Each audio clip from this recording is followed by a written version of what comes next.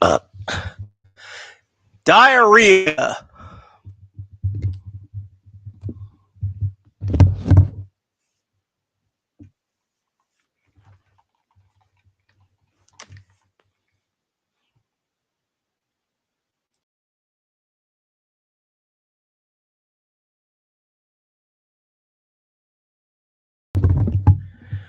Well, Steve, if you're listening, Steve Wolf, I suggest diarrhea.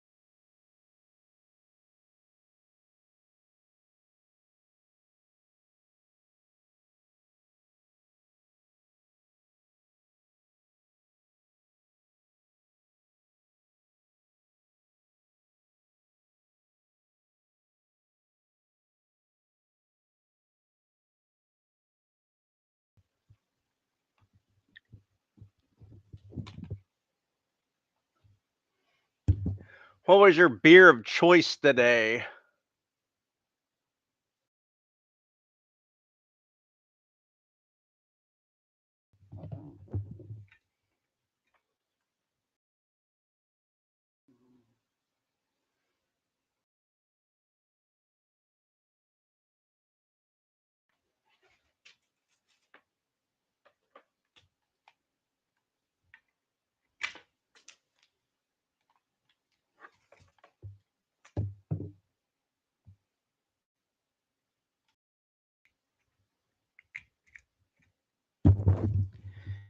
House pine needles and chicken.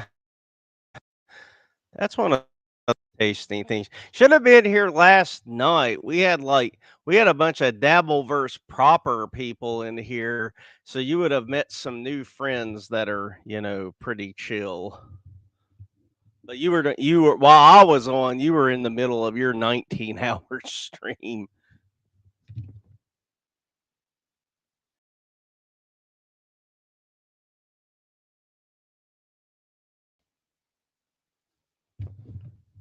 And for those of you wondering, again, I'm making sure my uh, Chicago trip goes without a hitch. So I'm testing out the remote place, and now there won't be any lag. I wish y'all could hear this fucking computer that I'm using. I'm using a different computer, and this thing is hissing. It is just going. It doesn't like any of the shit that I'm throwing at it. And I haven't even bothered to use this computer to try to go on anyone's stream that uses that EV Musk because I've heard that just butt fucks computers right in the eyes. Okay. Thank you for watching the playback.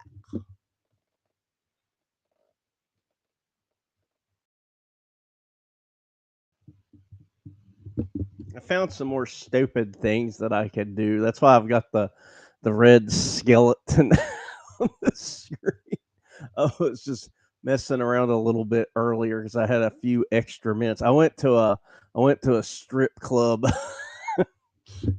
It's a strip club that has food, and the food is good. The food costs the same as like Chili's. So it's like, I could go to Chili's and probably get a guy waiter, or I could go to a whorehouse and maybe get food and chlamydia. Well, you can't catch it 3 times in one day, is all I can tell you.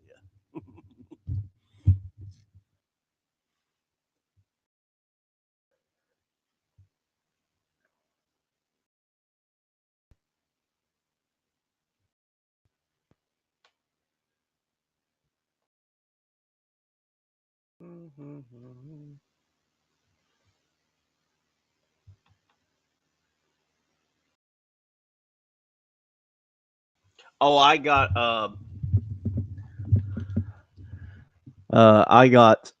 I got some $14 vodka Star Blue. So uh I'm uh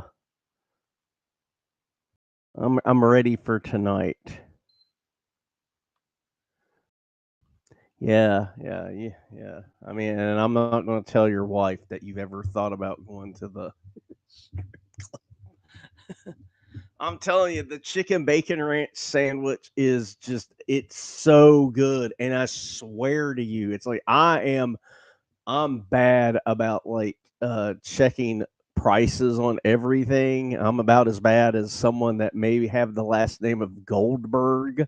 Uh, so uh, so I'm like, okay, so $13 for chicken bacon ranch at the strip club, or 13 and up for chicken bacon ranch, and the fries are the fries, so who cares about the fries?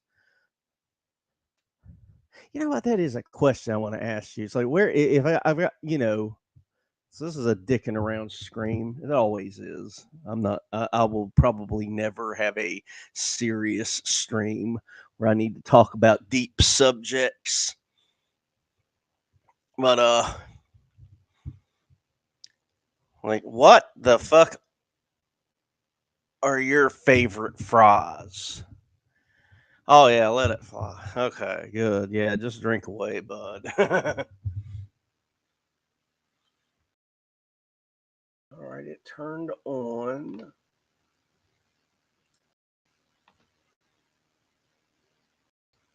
Let's see if I'm on over here. Yep, I am. I'm doing some off-screen double shooting. Double shooting. That was stupid sounding. Why did I say that?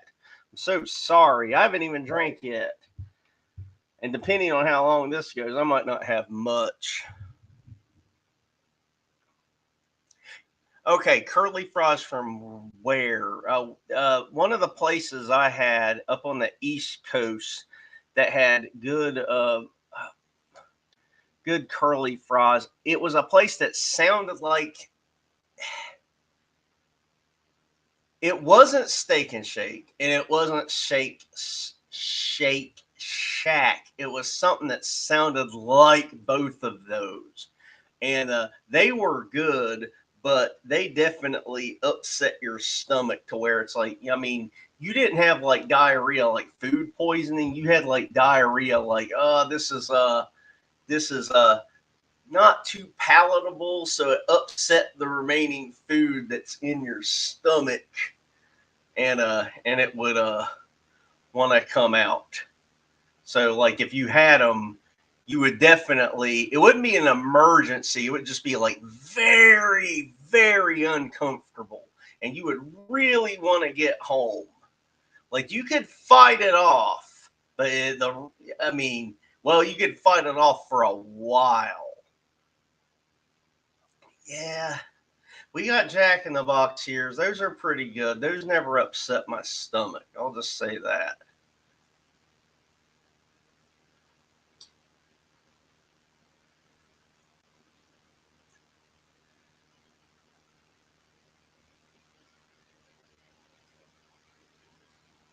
But yeah, well, that's what I ate mine with today at the whorehouse. I was like, I had fries with ranch.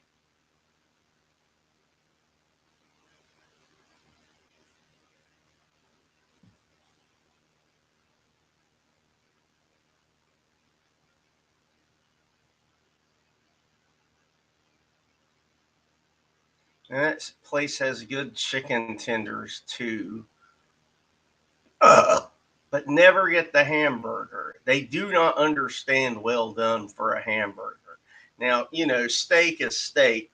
A lot of people have their own favorite, like, you know, medium rare, you know, rare, medium, all that shit. But what the fucking hamburger, something just tells me it's like you better get that goddamn thing always well done. And well, there's just some places down here where you kind of gotta like be almost firm with the waiter or waitress. Like you fucking make sure that goddamn thing is well done.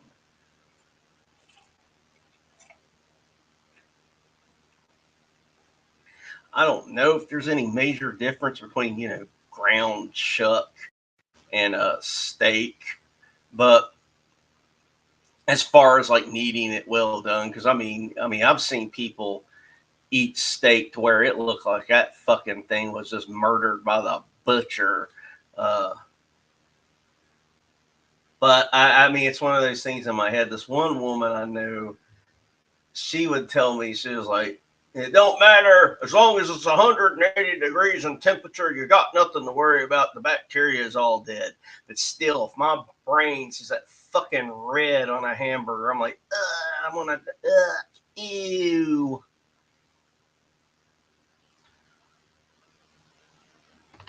Yeah, the soggy ones are AIDS.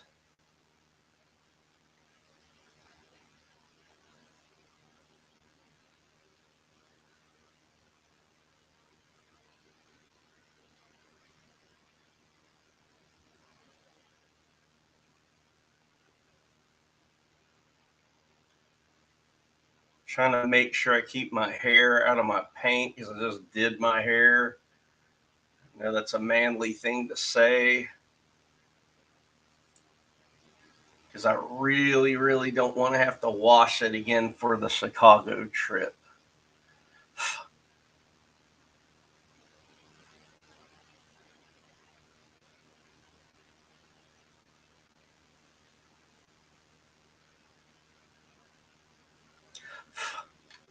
God damn it. Well, what did you do today other than maybe be hung over? Did you get anything accomplished today?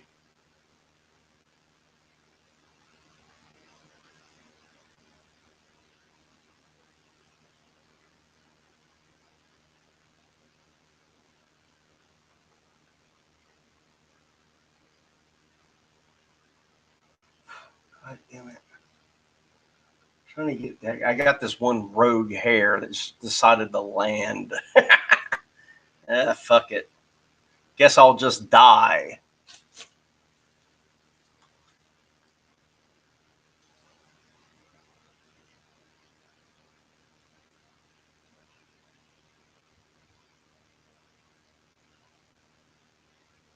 Oh, yeah. Yeah, I don't think you lasted too much longer after I fell asleep. I was like wiped out from yesterday pretty bad.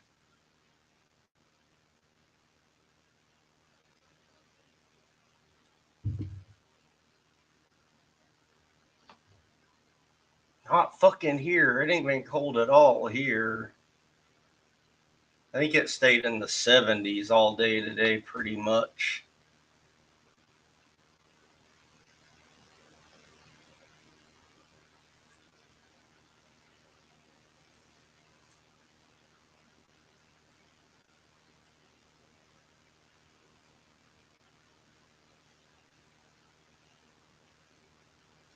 So when you take the daughter to soccer practice, you usually hang out there and wait for it to be done, or do you like try to like I don't know, go home, kill some time, go back, or do some like shopping or something?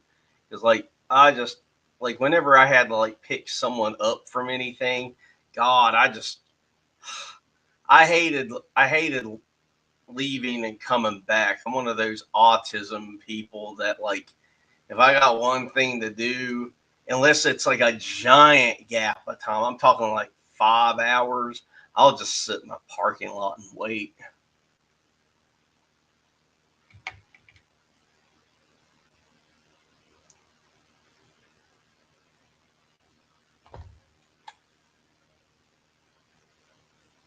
There we go.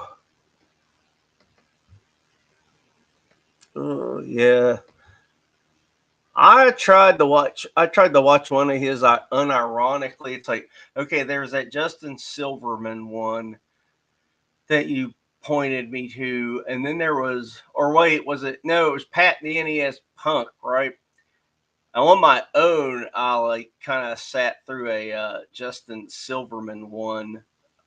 Well, I tried. It was rough. The guy's just so unlikable. I mean, it's like there's not much about.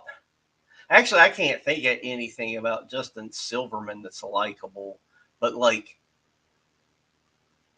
there ain't nothing likable about your old dude either. So it's kind of like heel Vince McMahon feuding with heel Eric Bischoff. You don't like either, so or at least you're not supposed to.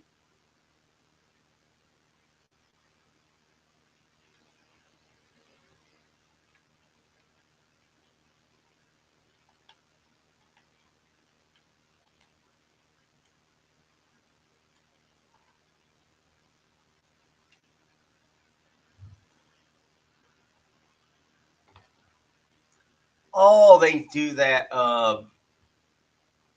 They do that like cosplay stuff from like oh, what's that movie?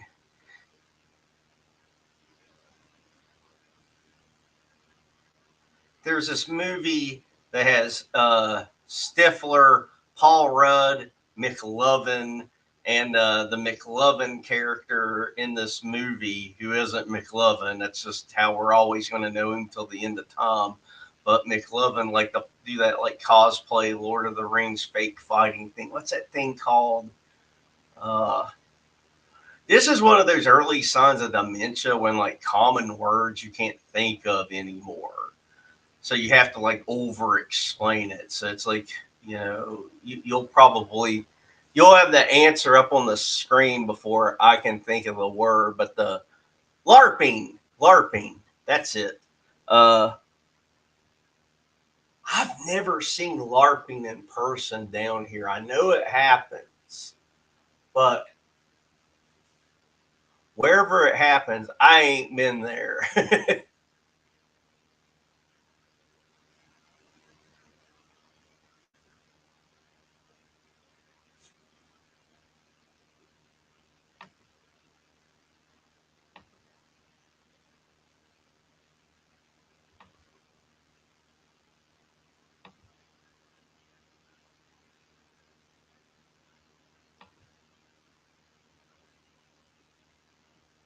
Here we go.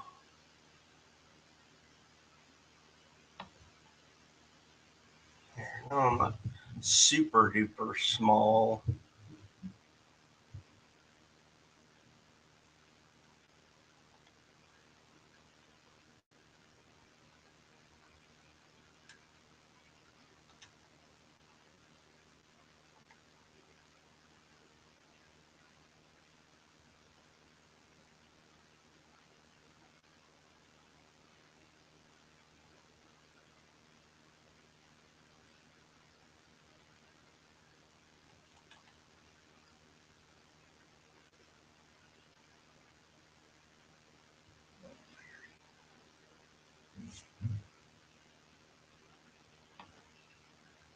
People who go to the Resonance Fair, extremely devoted and bizarre people. And then if you know them, I don't care to know them now.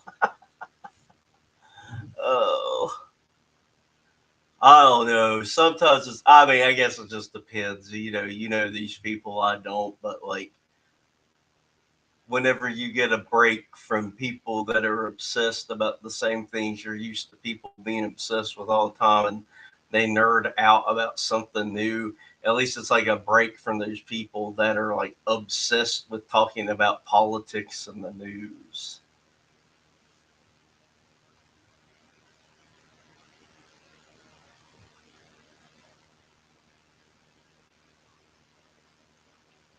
But it also sucks because you don't know what they're talking about, so you can't like reciprocate the conversation. So it's like they're nerding out about, their in universe versions of crit hits and all that, and you're just like, yeah, that's ah.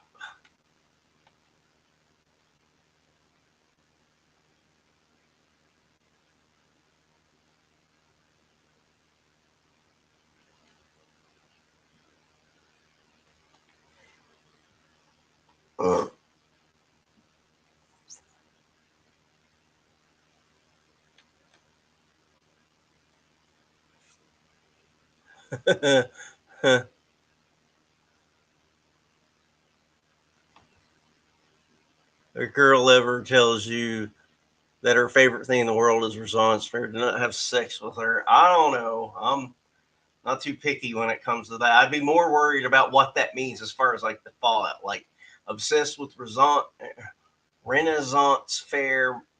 Does that mean armpit hair? Because then, okay, then I get it. Does that mean kooky liberal, blah, blah, blah? Then I get it. But if it's just like some sort of weird obsession with, Renaissance fair, I think I could put up with it. But I've never met a girl that was unusually obsessed with anything.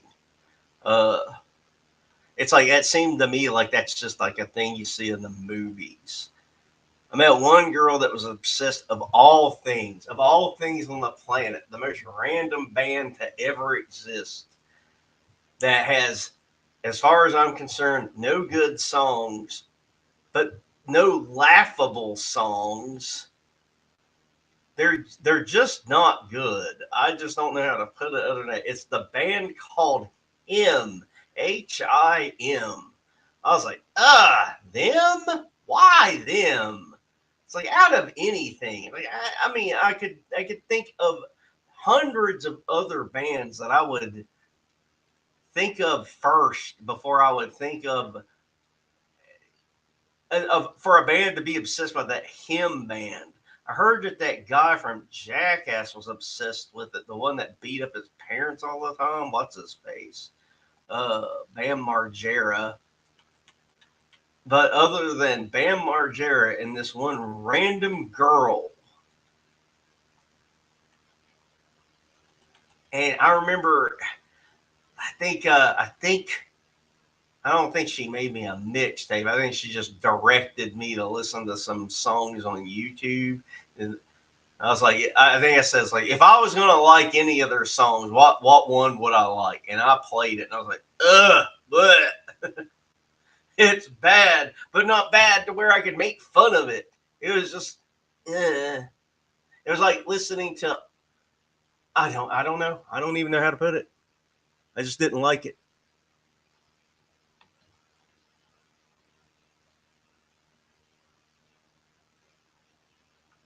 Yeah, she's got. Yeah, that's probably it. That's what certain bands that attract degenerate. I mean, your buddy, old dances with goats or whatever. He seemed like he would love something like that hymn band. He seemed like the type of person that would like all the bands that normal people these days just absolutely just don't even try to pretend to like Green Day of all. Ugh. I remember back when they came out, and all I could think of was like, all right, alternative and grunge came along. They were around for a few years, and now here comes the sponsored by Kmart and Pepsi Cola punk bands like Green Day. Ugh. Yeah, I mean, I get it. Their songs were catchy. Don't get me wrong. I get why they caught on. But ugh,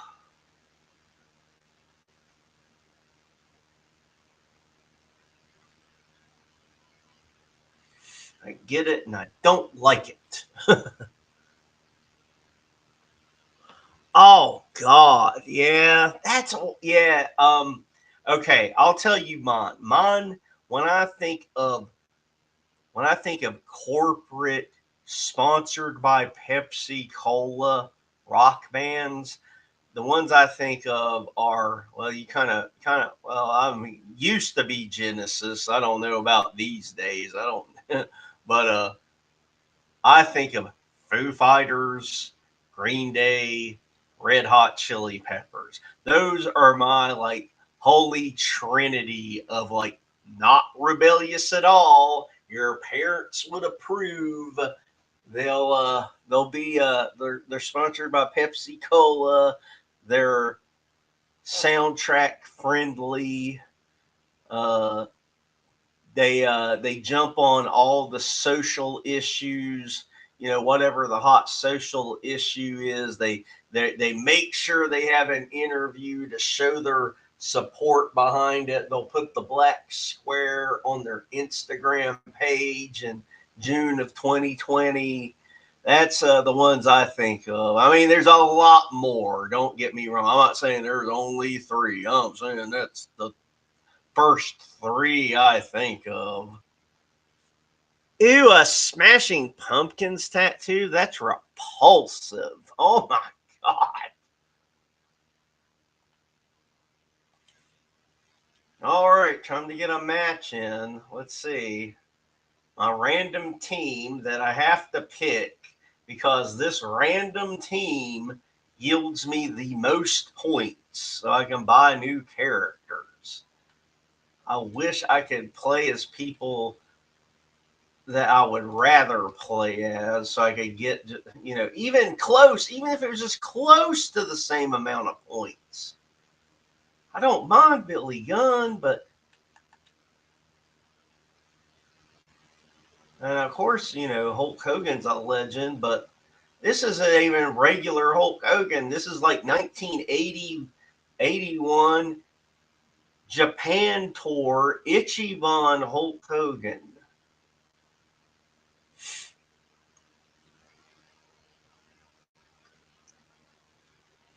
It's like right here, you see I got, it's called the MFP.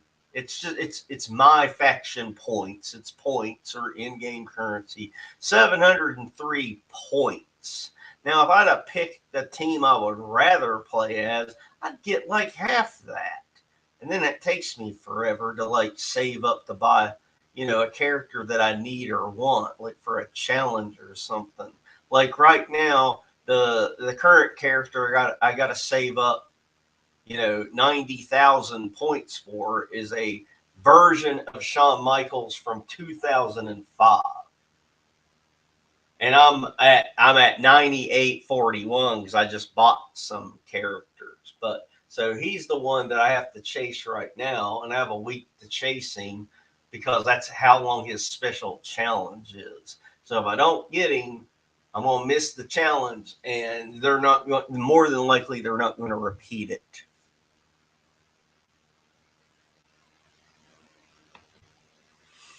Man, what a curse though to be like, Beethoven, right?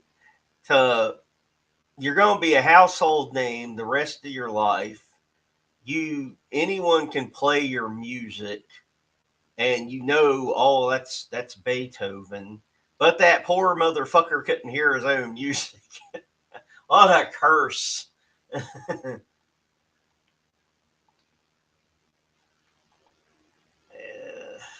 gotta force three people or five to submit.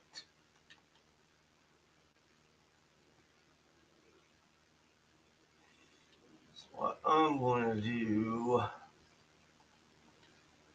I'm going to switch some people out for a minute. And I gotta pick my boy Gunther. who just beat John Cena in John Cena's last match by submission. John Cena tapped out, but he fucking made a face when he did it.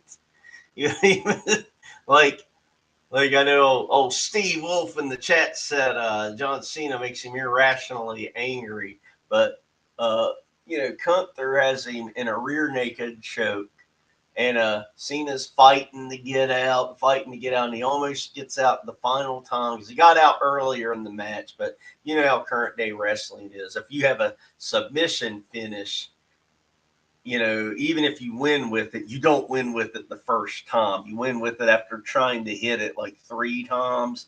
So the first time, someone will just weasel out, not even take any, submission pain from it. The second time, he'll get submission pain from it, but he'll power out. And then the third time, that's when they'll have the struggle, the back and forth, and then finally one guy will either pass out or tap out. But for some reason, John Cena, he's in it, and he's struggling, and he kind of makes his face to the camera. Like, I mean, it wasn't like a disrespectful face. It was kind of like a face like you're trying to say, I may as well. I'm not in agony, but I may as well just give it up. It was the weirdest face. You're going to have to, you're going to have to watch it. You don't even have to sit through the whole match. Just go to the end and analyze what kind of face John Cena was making for his tap out. It's like, kind of like almost like it's like it was as if to say, maybe I could weasel out of this, but is it worth it? Maybe I should just tap out now. Yeah, it's the weirdest thing. But it worked if they were trying to get us, if it was totally intentional and he wanted to get us talking about it. So I have a feeling like if I noticed something like that, half the fucking nerdy wrestling internet noticed it, and they're probably going like, "Why did he make that fucking face when he was tapping out?" Because, like I said, I'm over explaining it, but he wasn't in agony and tapping out. He was literally just making a face.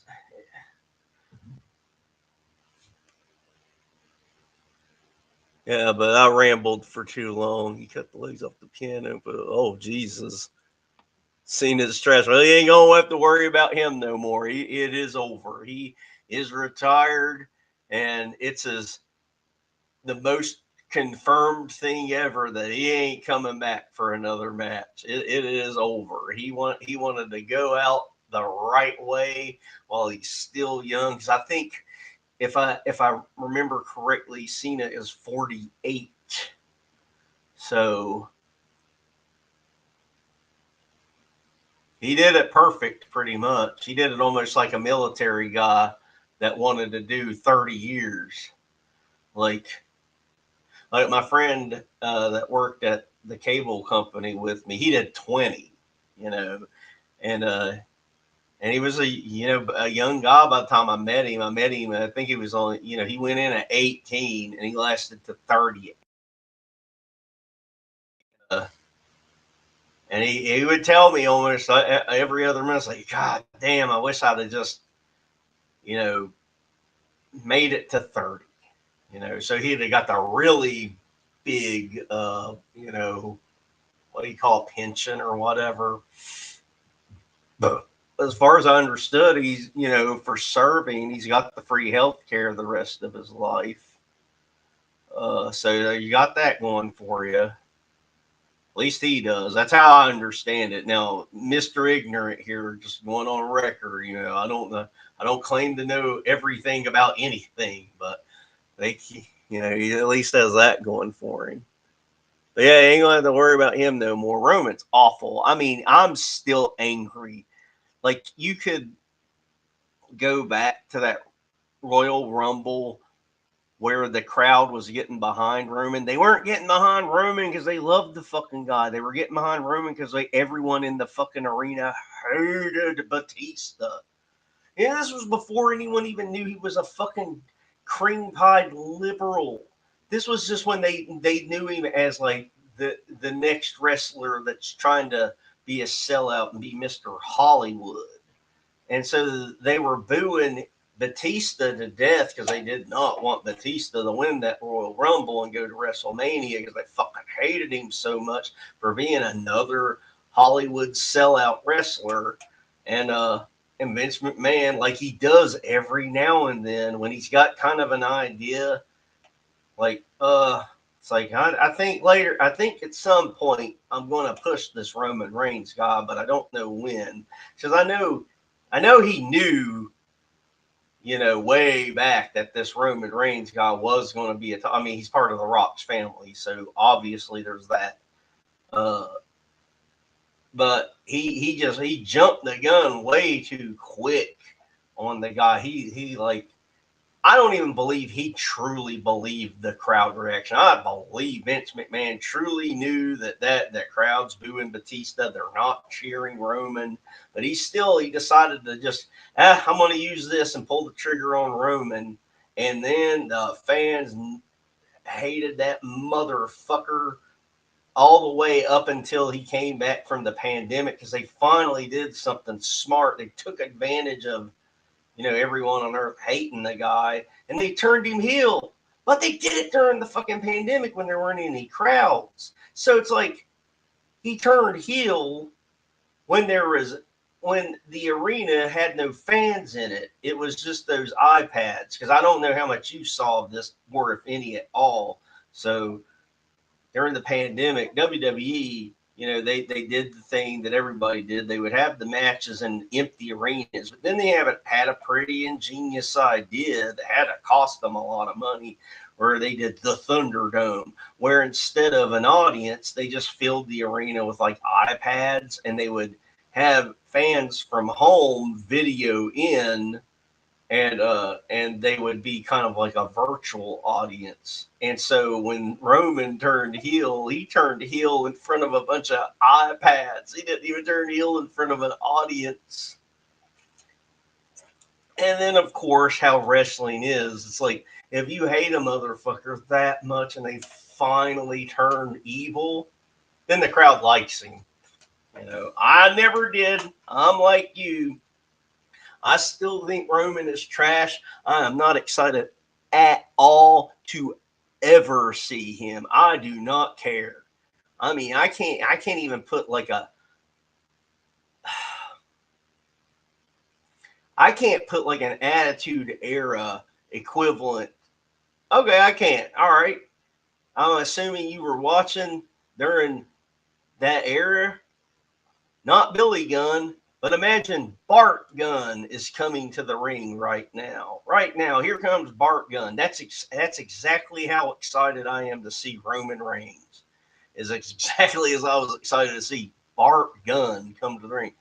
Nothing wrong with Bart Gunn. Big guy, muscular guy. Matches are fine. Not exciting at all. Can pick up a microphone and talk, but nothing exciting. So so I'm not ever going to be one of those people like, oh my god, I'm now excited to see a Harley that decided to attack me and like hit me in the back, much like Roman Reigns hit all of us in the back. Oh yeah, let me tell you. And then I'll read yours. Well, I'll read yours first, I guess. Mine was WWF San Jose at the University. Saw some great matches, and got a few televised on Saturday night.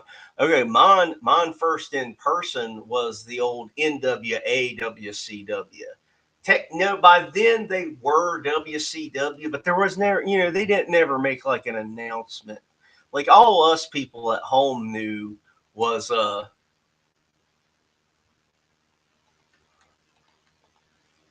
when you're watching the show back in 1989, 1990, is that we know Ric Flair is the NWA World Heavyweight Champion. Lex Luger is the NWA US Champion.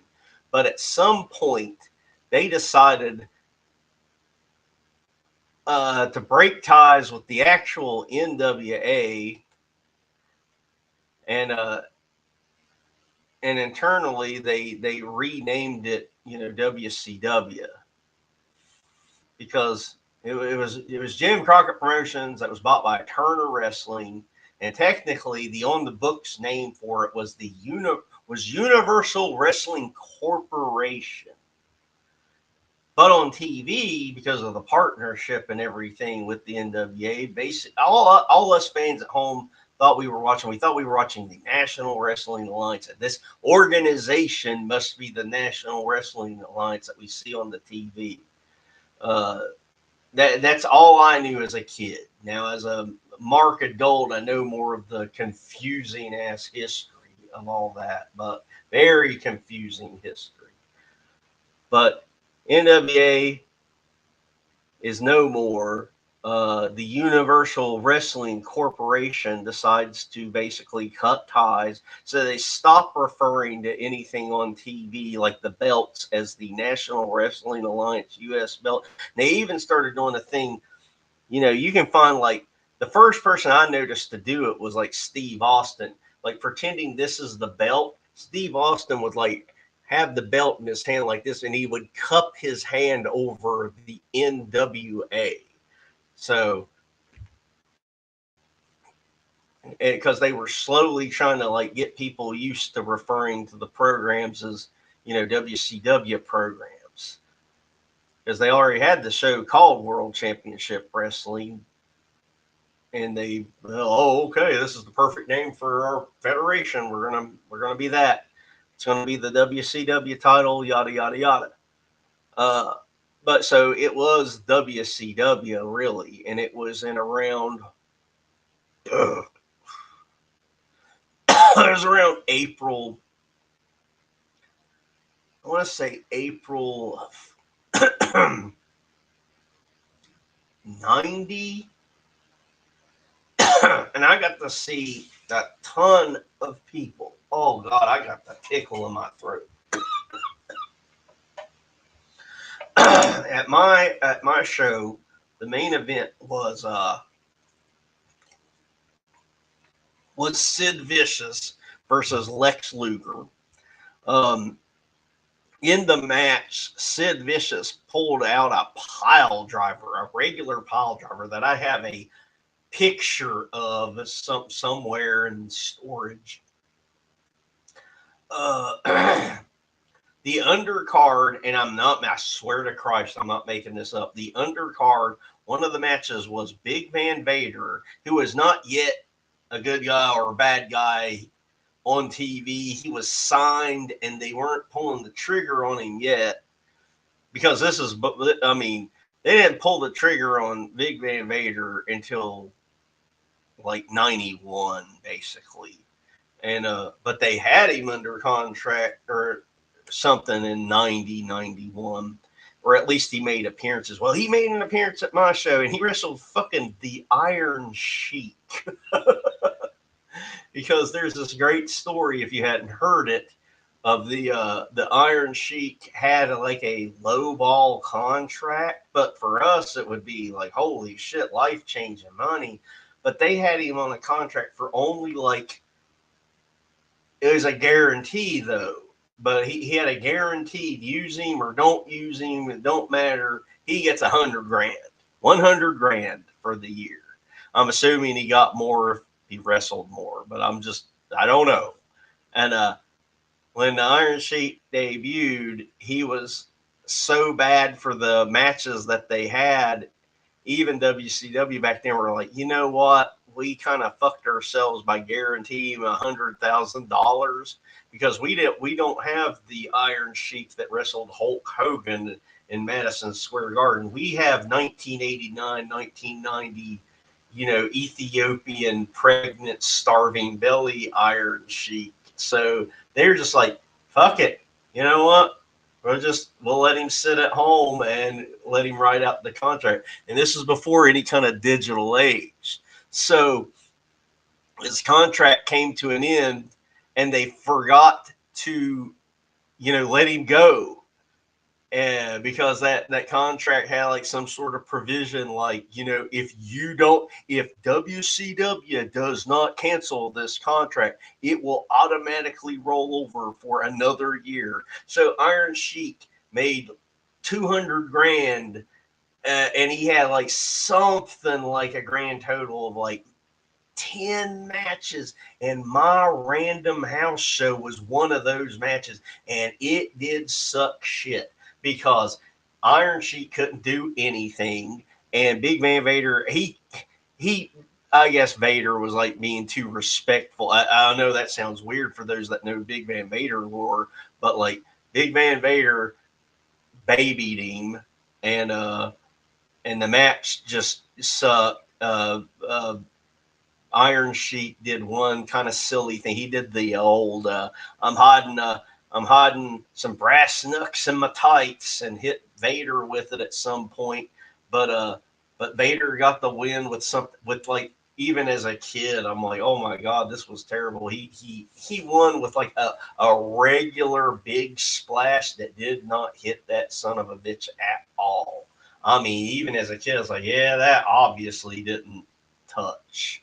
It was like, imagine giving your kid a big splash. Okay, that was it. That was the big Van Vader splash on. Actually, you probably would have laid it in harder. uh, Other than that, the other part of the undercard that I remember was the Southern Boys, and they were still the Southern Boys. They still got to come out with the Rebel flag on their jacket, but I can't remember who they wrestled. Um, I mean, there was a lot of other matches, but I can't remember them. But I remember Vader and Sid for the main event. And what was depressing, because as a kid, I was excited to get there, and I'm picturing this packed arena. Oh, fuck, it wasn't packed at all. I mean, if there was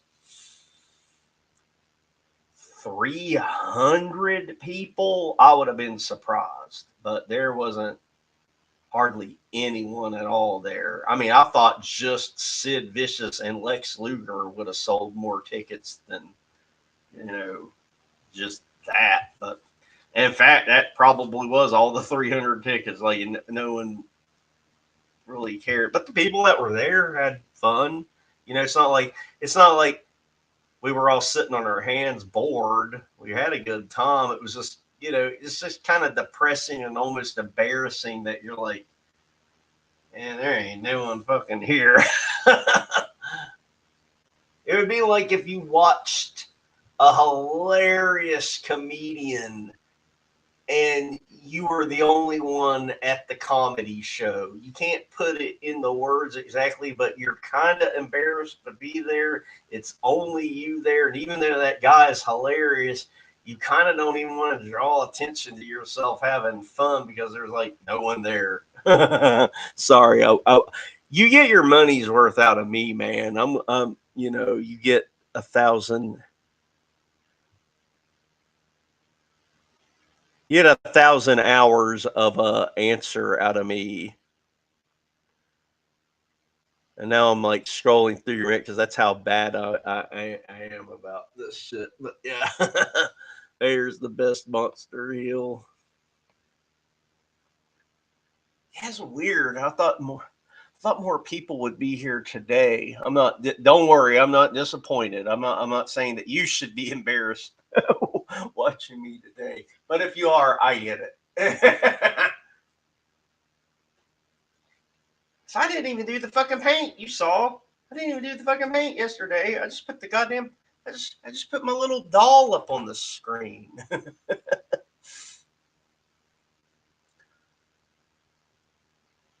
But that's how it be sometimes.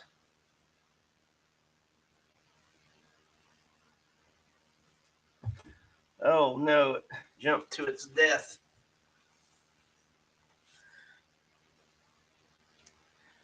But yeah. Oh, aren't she?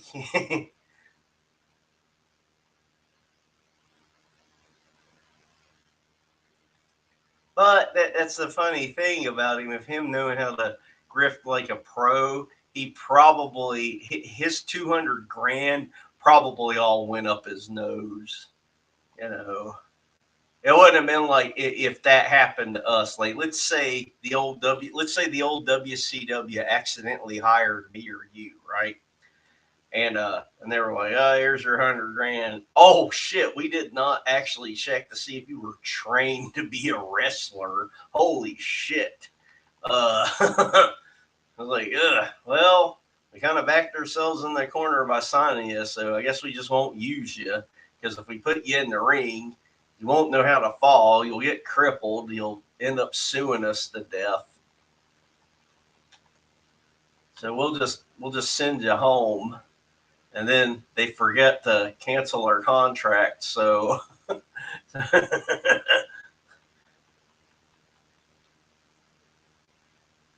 so we end up making 200 grand. It's like, I guarantee me and you would stretch that 200 grand out for a decade and maybe longer. If I'm not smart with this, what I'm about to say, but like investing, I know about like the safe shit, the ultra safe shit, like your 401k and like a low interest CD, but I would not be like gambling with it with stocks. So I'm saying just by knowing like the easy shit that I know about, I would have made 200 grand at least last a decade.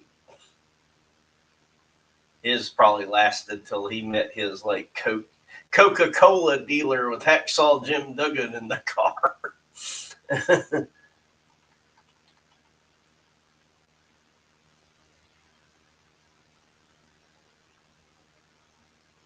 And apparently my title didn't fool anyone in the coming. I was going to have an elaborate story about being in a hostage situation.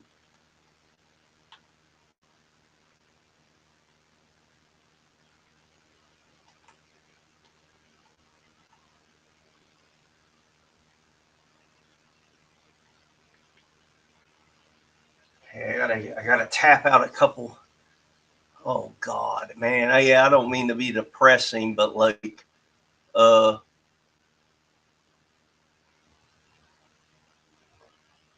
thank you. Yeah, I would. What I imagine would be like if I could get myself into character mode, which is a lot easier off screen. Uh, would be like a Danhausen guy.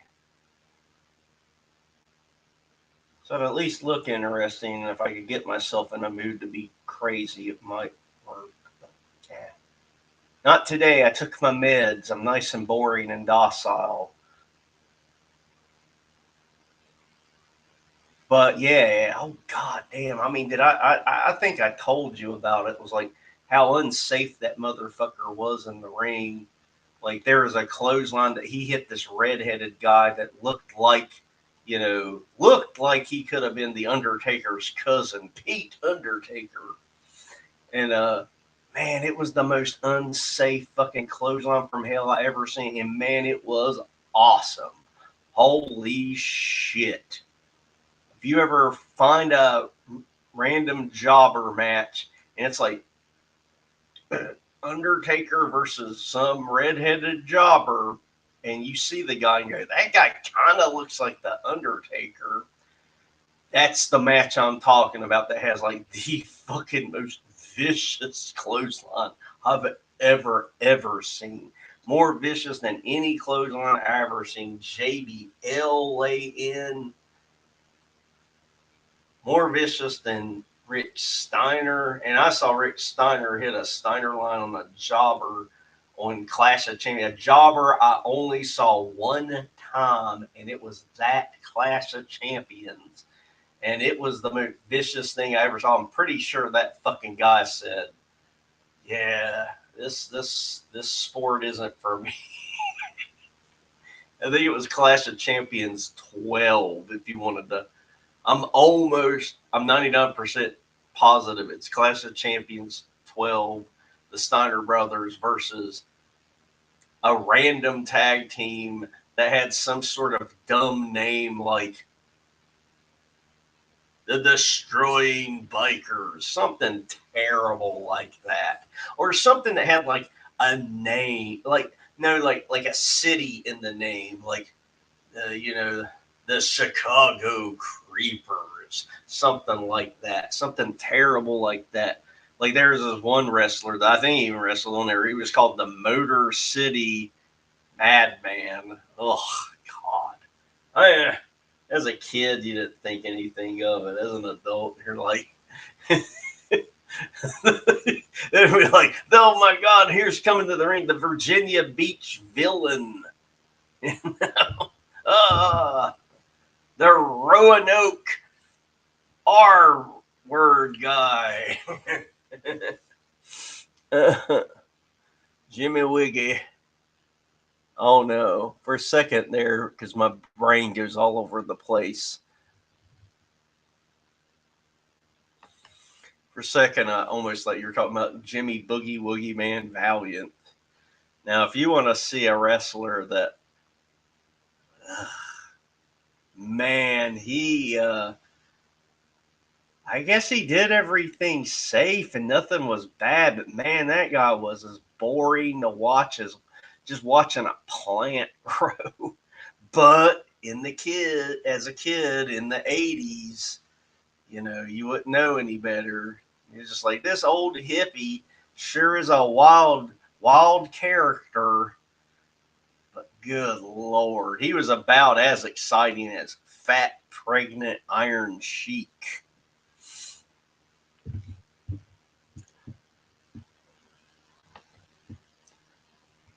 Oh, there's a great site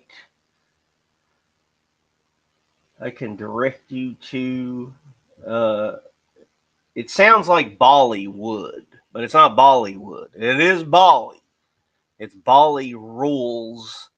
And the last time it was spelled, it was Rulez, and that's where you can watch a lot of PLEs. Let me see if that's still. Let me see if that's still Bali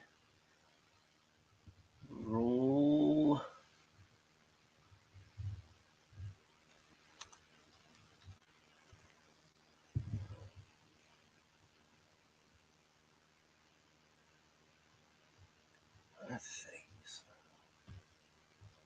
See the first result. Yeah. Okay, if you go, it's a BOLLYRULEZ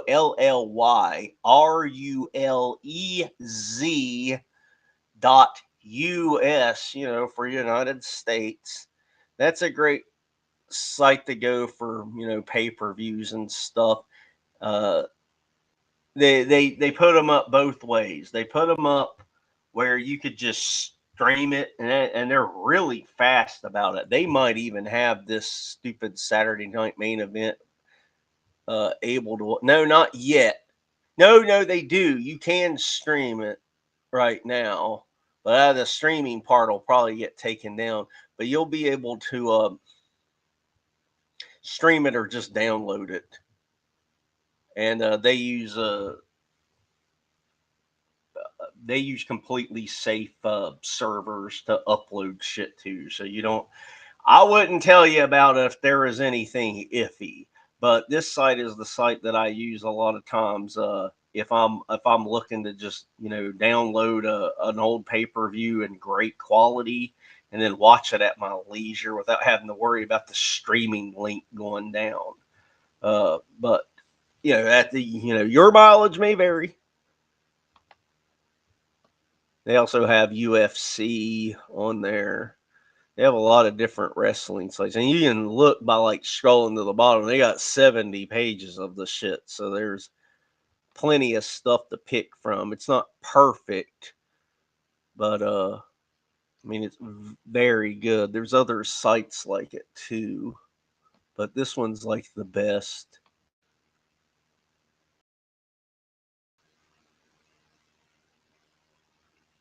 Yeah, when you get a chance, check out that site.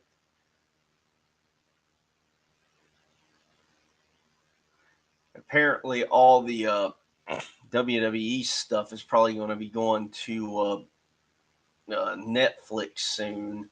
So if you already have Netflix, by default, you're going to have the WWE network now. It won't be perfect at first. They're going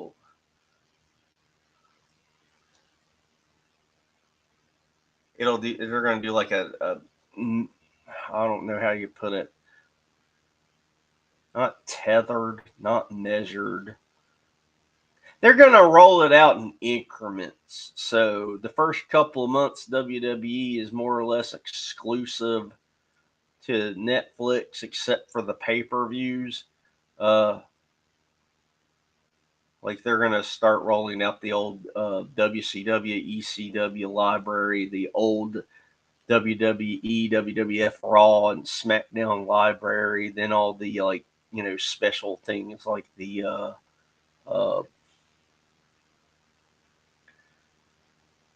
like the DVDs that are about just the wrestler, like the Macho Man DVD, the Dudley Boys DVD, the Ultimate Warrior DVD, which I wonder, I know because they've done like two on the Ultimate Warrior that's about his character. There was the one about the self-destruction of the Ultimate Warrior, which they got their asses sued, and I think they lost. But there was that one. And then there was the Ultimate Warrior is a Great Guy DVD that came out like right after he died. Because he, like, you remember, he came back. He kind of repaired that bridge with the WWE. They put him into video games. And then he came back for that WrestleMania to be in the Hall of Fame. And it fucking died that night. Like, was at Raw the next night and died like that night or the next morning on his way home. Like, just collapsed. Man, what a perfect way to go, though. I mean, there wasn't any time for him to fuck up and ruin that relationship again. He came back about as perfect as you could come back. Did the Hall of Fame. Everybody, I mean, his Hall of Fame speech went long, but it was a pretty good speech.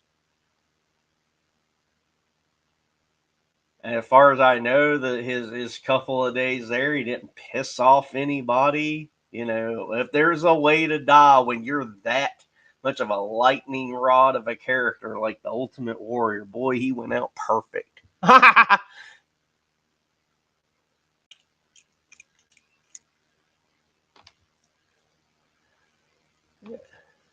Yeah, God damn it. Mary fuck delete. Molly Holly, Stacy Keebler, Sonny. Holy shit, that's pretty easy.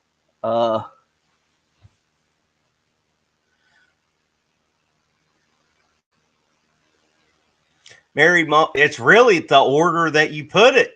Mary, Molly, Holly, F, Stacy Keebler, delete Sonny. I don't know if you saw that meme that went around. It was like there's a funny meme of like Fat Sonny and Court, and they have a picture of that, and then beside of it like Perfect Sonny from like 1996, and like underneath the Perfect Sonny picture it says the girl that wouldn't give you the girl that wouldn't give you the time of day in high school, and then for Fat Sonny it's like the the girl that's now ready to settle down with you. This is about perfect. Yeah, and man, I mean, Molly Holly just stayed good looking. I mean, she never had ups or downs or anything. Stacy Keebler, same thing. She, I'm sure but man, fucking Sonny. I mean, Sonny said her weight gain was because of like a medical condition. So, but Sonny was also a habitual liar, so you could never be for sure on that shit. But god damn, that was depressing to be like as perfect looking as Sonny and then just become god. And then she got back into shape for like 6 months when she got her Hall of Fame ring. And you're like, oh shit, good for her. She still had it in her to, get good looking and young again. But man, I think the second that show ended, she was just like, just chowing down on the fattest food she could find.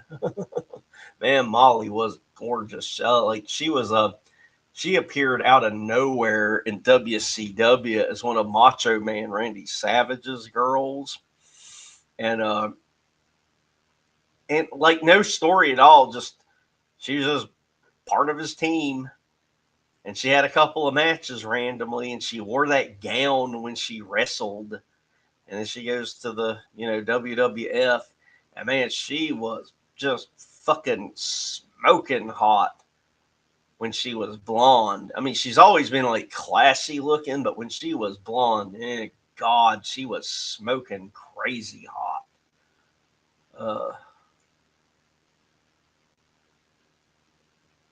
But she's also, from what I understand, very religious. So I don't think she liked. I don't think she necessarily liked being blonde and super hot, if that makes any sense. Because she knew dudes were just fucking gooning and edging. So she became Molly Holly and turned evil, and then started cutting her hair really conservatively and all that. I think she was probably at her happiest. She was like, "Hey, I'm just a serious wrestler now," and that's all she wanted to be. She did not want to be a sex symbol girl at all. The I mean, she's not. There's not going to be interviews where she says it like I'm about to say it, but she did not. She did not enjoy the. She did not enjoy any sort of association with being a sex symbol. I was beating off every available photo and video of her.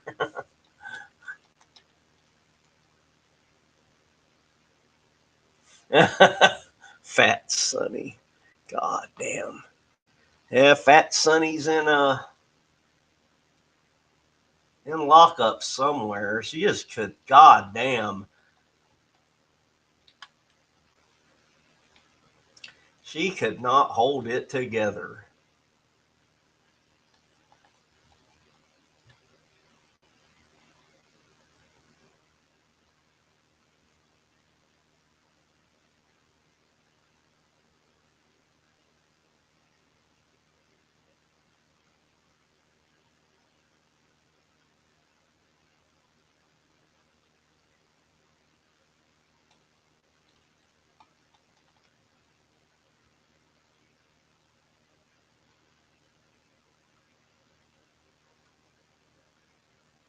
Oh God, yeah. Let me check my challenges. Okay, I got my important challenges done. Think she's diking out in jail. I can almost guarantee it.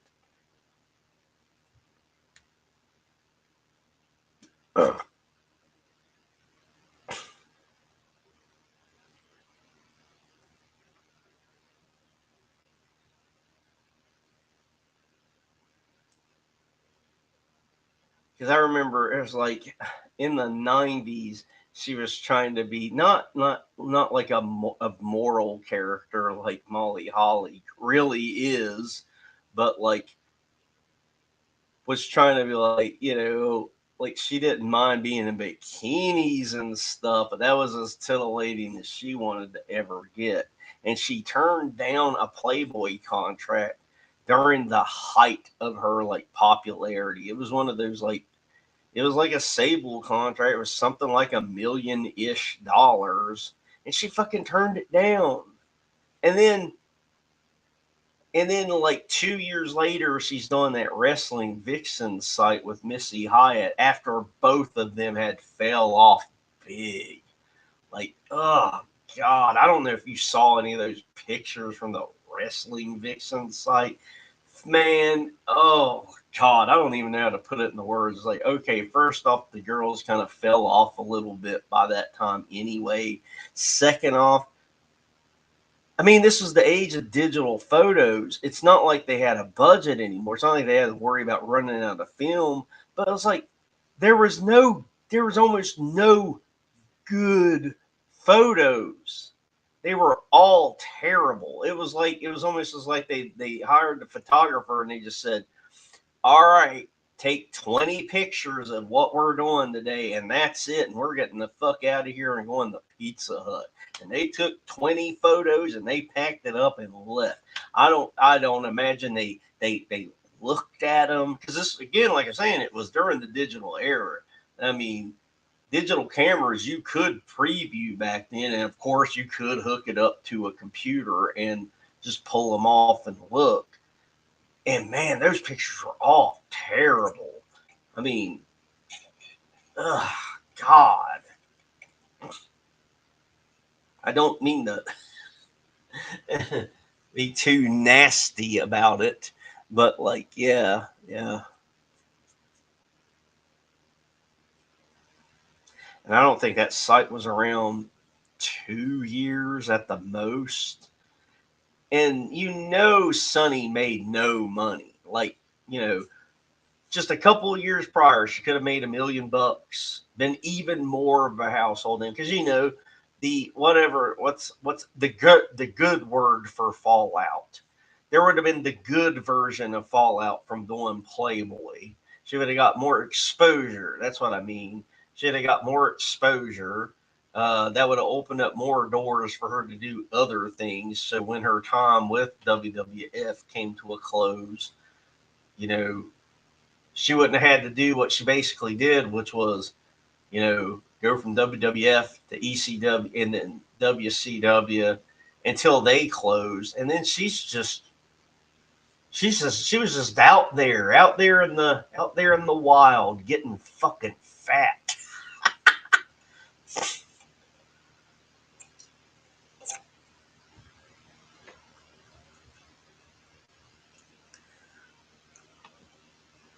Yeah, that's true. But you got to remember, it's like we had nothing to choose from back then. Those were like the first broads that even looked good. Like Miss Elizabeth was classy looking. Um, so I don't know that that even counts. Missy Hyatt was the first hot chick that I can go on record as saying fucking hot. Medusa was like, sometimes she was hot. The other time she looked like a fucking bull dyke. So, but and I always got the kind of impression from Medusa, like she resented being, looked at as hot. Maybe not for that 1 year in WCW where she had the implants, but like before that, in like the early '90s and Alundra Blaze, I don't think she liked being looked at as like a hot chick or anything.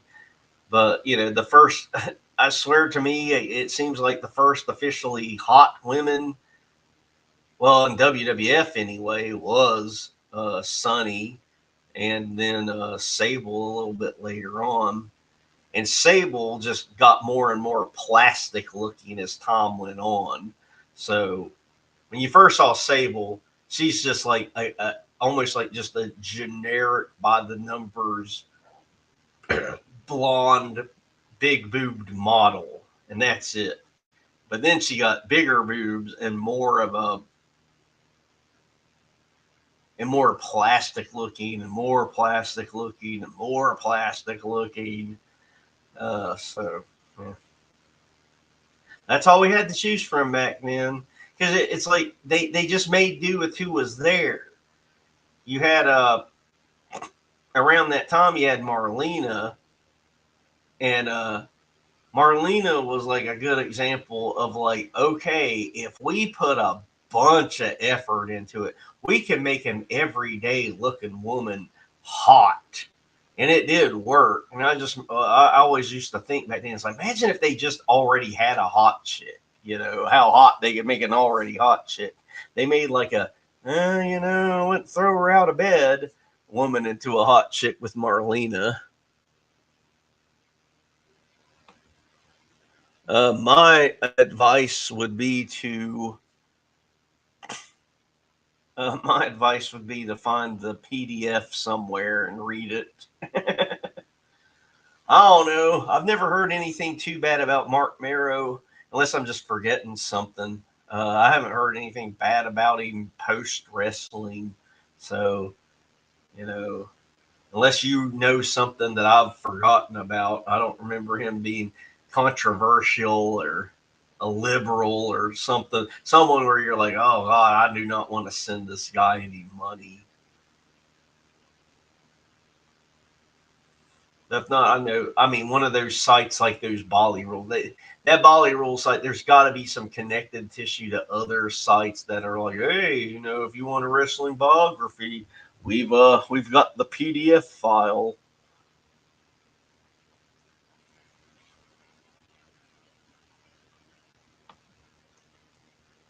But what's funny is like WWF Elizabeth was like you said, immaculate and stunning. But no one I went to school with was like talking about beating off into a Dixie cup to Elizabeth. Now they fucking were to Missy Hyatt. People were bragging about getting like there was this one of the Mark wrestling magazines that wasn't like an official WWF or WCW one. It was like Pro Wrestling Illustrated or something like that. It was like one of them had an exclusive, like, those 2-page posters. And they usually put it in the dead middle of the magazine. It was a 2-page poster of Missy Hyatt in a bathtub taking a bubble bath. Now, you couldn't see anything. She was just in a bubble bath. But man, there were people at my school bragging about getting that thing and wearing it out. I'm like, I don't. You just see her from the neck up. I guess it was just because the thought was she was nude under that.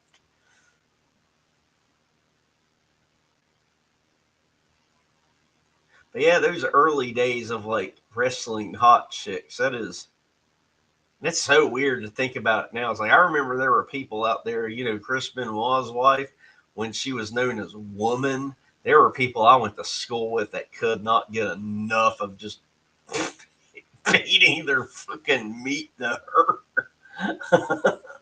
uh, I was like, yes. I can't put my finger on it. There's something about that about Woman rubbed me the wrong way.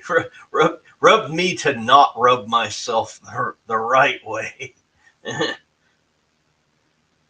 But when Elizabeth came to WCW later and was like wearing like leather skirts, Miss Elizabeth got hot, and I think she even had a boob job. Because I know she ended up looking hot for a couple of years in WCW when she was part of the Four Horsemen and then later on like Lex Luger's manager. So she ended up looking hot, hot. So that had to be disappointing you know, to a lot of people that preferred the just classy Miss America uh, version of Miss Elizabeth. Then there's old Deborah McMichael. She kind of came out of nowhere in WCW as Steve McMichael's wife, and they didn't do much with her in WCW.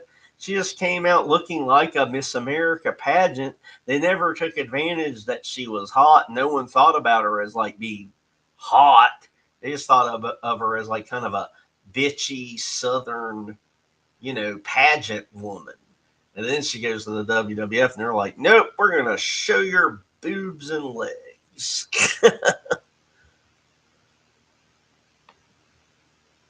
Oh yeah, Elizabeth is like the princess you risk fighting dragon for. Missy Hyatt was the town Jezebel that controls the mayor with good pussy. Well, I mean, for the long run, you want to go to the Miss Elizabeth.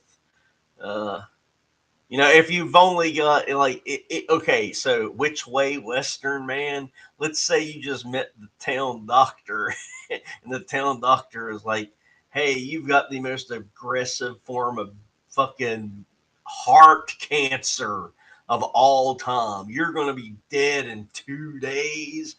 Yeah, I would.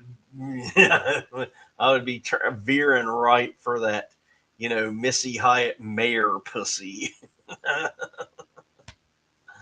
Uh, oh yeah, you're talking about the Chihuahuas, yeah. And poor Steve McMichael. Oh God. Ugh. Like he had I seen his like digression. Like he was giving some interviews when he was. I mean, it was bad, but he was still able. I think he's still able to talk to this day. I don't know, but I saw some and I was like, my God, that don't even look like him. That's a completely different person, completely. Because I mean, I'm used to remembering that big ass, 300-pound, full head of hair, ponytailed Steve McMichael, and then this skeleton of a man that has Steve McMichael's voice. And I thought that was bad enough. Then, like, I think it was like Ric Flair shared a picture where him and a bunch of the Chicago Bears went to go visit him at his home one day, and it was a heartbreaking picture because it was like it's Steve McMichael, no one's lying, but you're like looking at this poor man in a hospital bed that looks 95. Looks like a 95-year-old man because of, what he's being ate up with. And God, oh, that's the kind of stuff that'll like. I mean, it's not like no one in real life, no one here. The stuff that like will tug at my heartstrings is like shit like that. I'm like, oh my God, I couldn't. I saw it for like 1 second. I had to like, oh, I can't look at this anymore.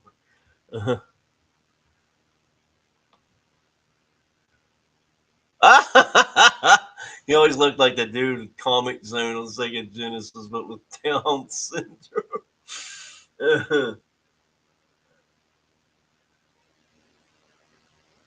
Yeah. Yes. Goddamn. Man, a lot of horsemen are dead or dying. You know, Steve McMichael's dying. Benoit's dead. I know Dean Malenko's had health issues like crazy. J.J. Dillon is like 200 years old. I guess he's still fine. But J.J. Dillon is one of those guys that has looked 60 years old since 1985. So it's hard to say how old or young he is. He might be in a gravitational field that the UFOs use to travel from their galaxy to ours. So he might be 65 in 1985, but he's just like visiting our realm temporarily before he gets back into that gravitational field and zips back to.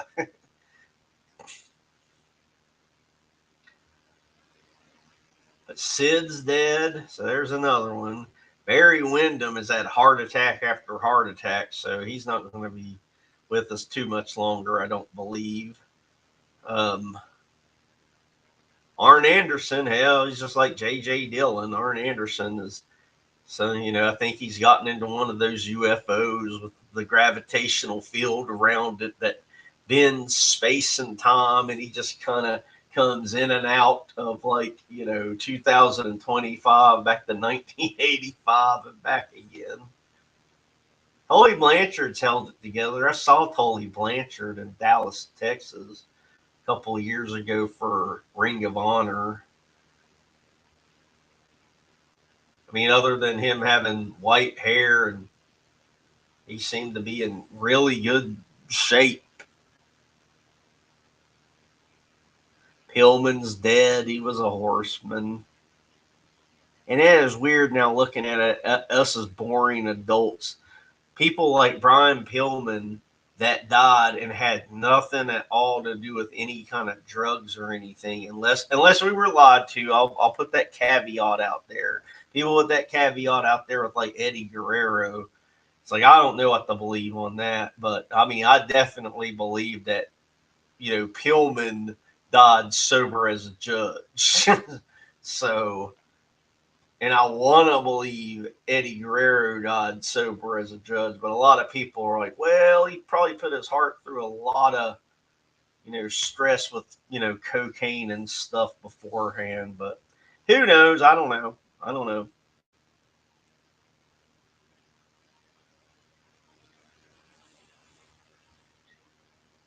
Man, wrestlers dying. Adachrome. Oh God, yeah. Okay, okay, yeah. I gotta put this up too. But yeah, Bobby Heenan declining was bad. I mean, ooh, I saw the meanest uh comment.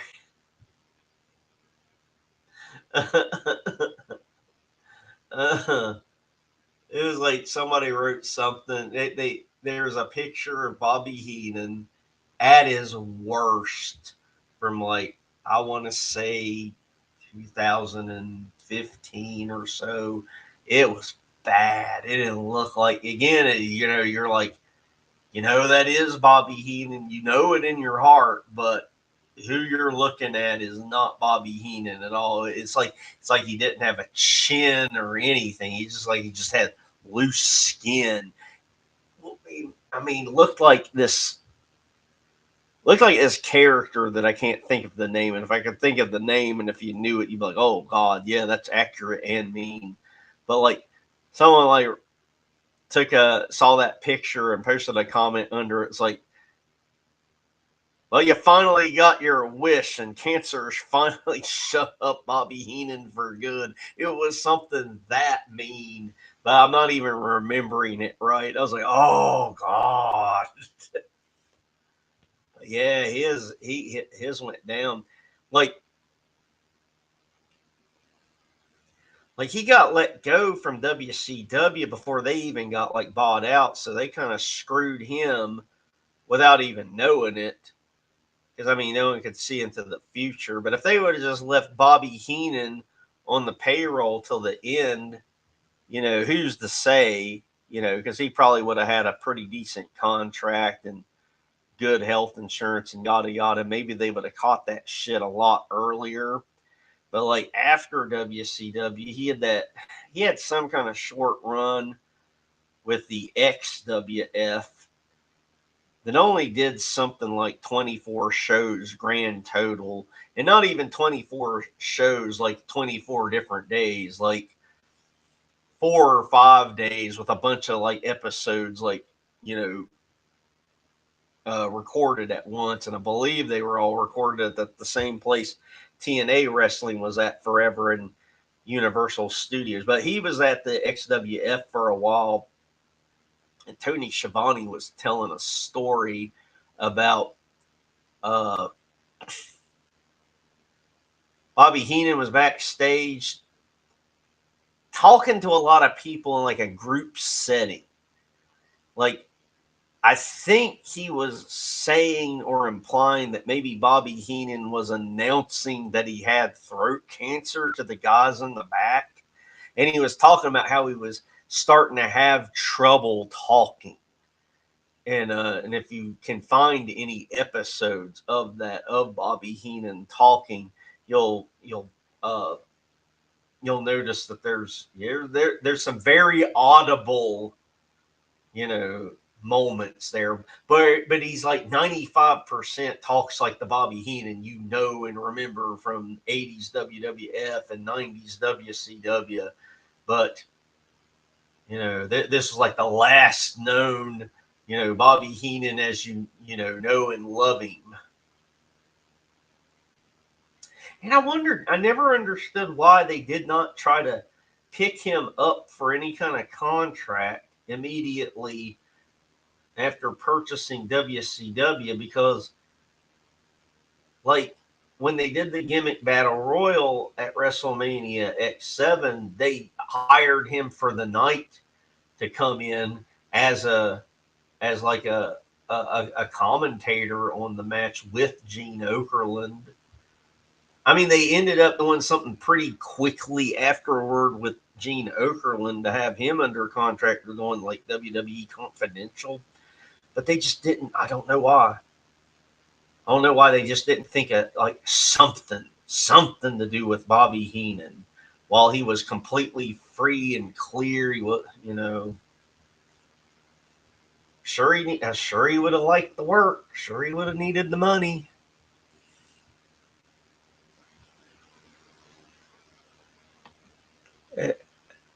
At Arena Chrome.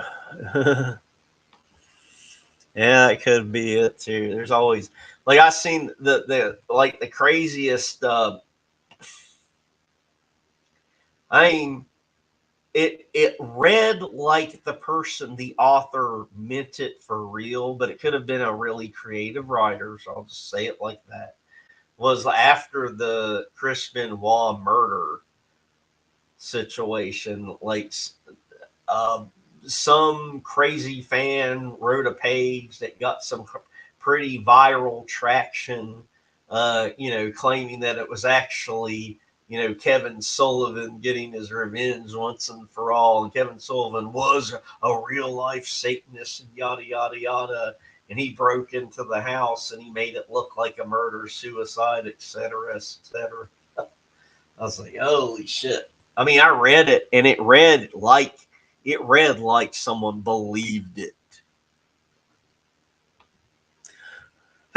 You only live once. I would suggest,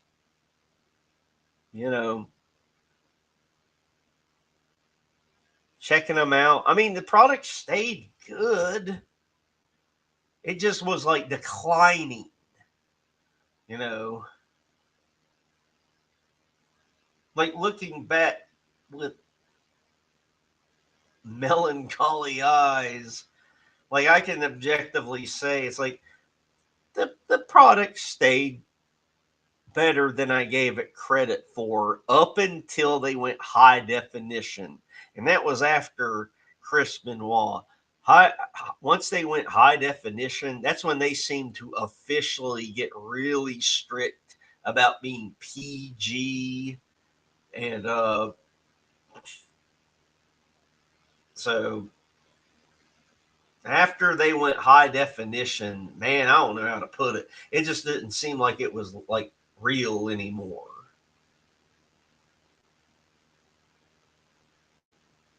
Like, I mean, I kind of equate it to this too. Like if you like if you're a fan of like real honest to god punk rock that was only in, dirty bars and were truly anti-authority, not anti, conservatives, anti all authority, whether it's conservative, liberal, etc., etc.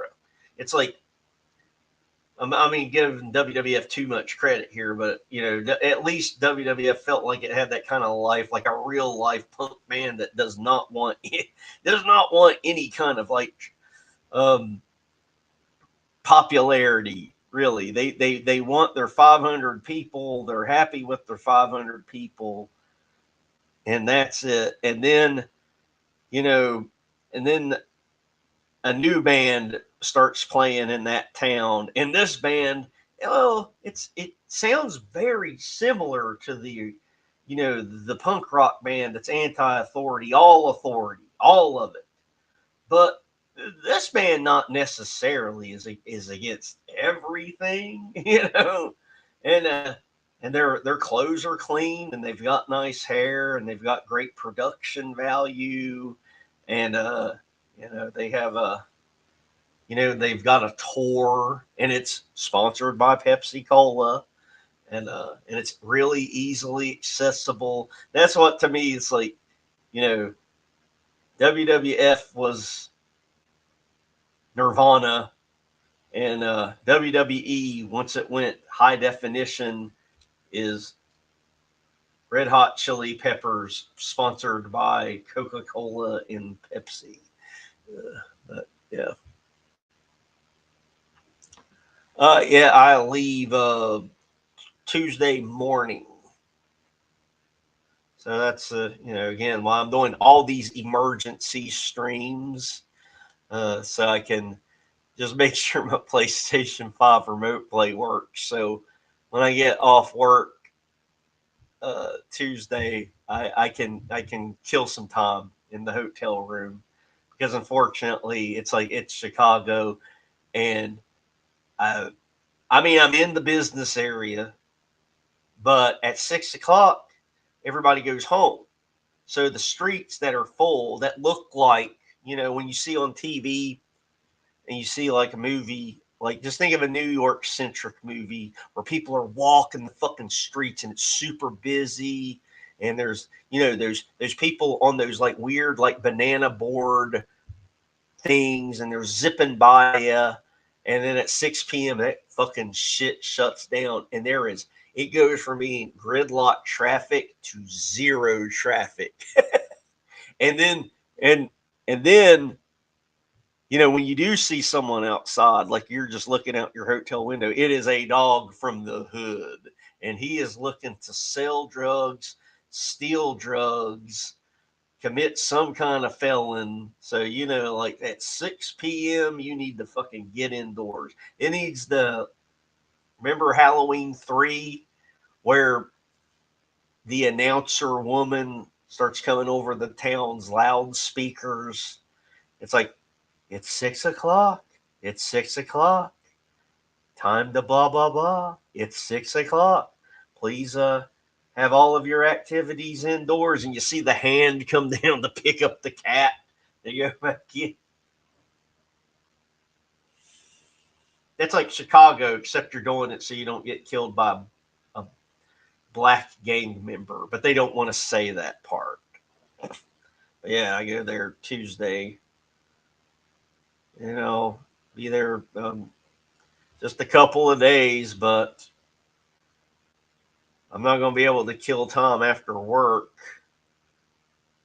because I don't feel safe killing Tom. I don't want to end up finding out my middle name is Tom and I'm being killed by a black gang member on the street. So, once work's done, they put my hotel right beside, I mean, right fucking dead beside of the home office. So once I get off work, man, I go out those revolving doors and I'm walking into, my hotel in less than 25 seconds. And that's where I'm going to just stay and fuck around. And, I might even do a stream. I don't know. Duh. I mean, fuck it, YOLO.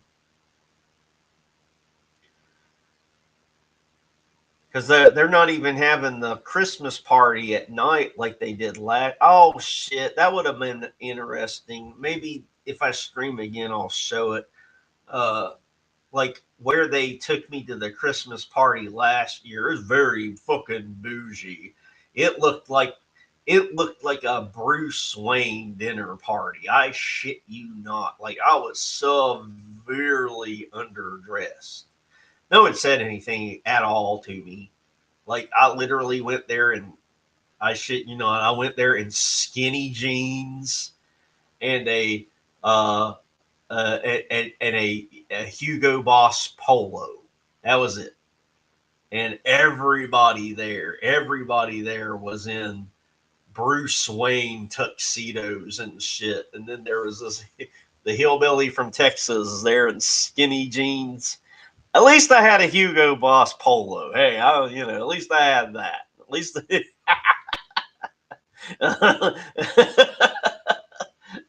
I respected them enough to get the lint roller out and make sure the Hugo Boss polo did not have any of my long ass hair on it.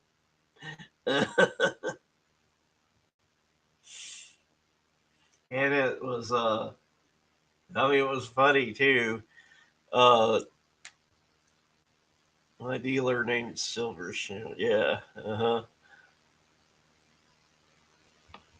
It's 6 o'clock. It's 6 o'clock. which always made me go back and think. It's like, the movie never made it perfectly clear. Like, you kind of got, they never explained the people too well.